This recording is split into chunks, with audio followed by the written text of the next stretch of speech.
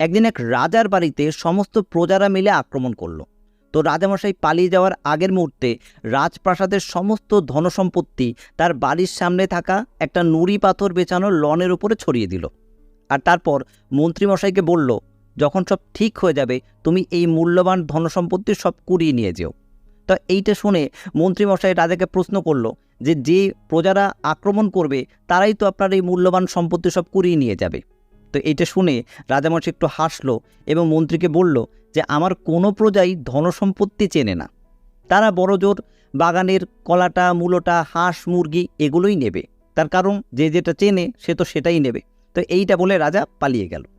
তো কিছুক্ষণ পরে সত্যি সত্যি সমস্ত প্রজারা হামলে পড়ল রাজপ্রাসাদে এবং তারা পুকুরের মাছ, হাঁস, খাট, বিছানা, তোষক, গামলা, এমনকি পায়খানার প্যানটা পর্যন্ত তুলে নিয়ে চলে গেল।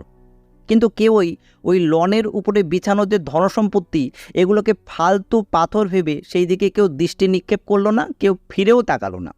তো সবাই চলে যাওয়ার পরে মন্ত্রীমশাই হাসলো এবং দীর্ঘ নিঃশ্বাস ফেলে বলল, হায় রে হতভাগ্য আমার দেশের প্রজারা।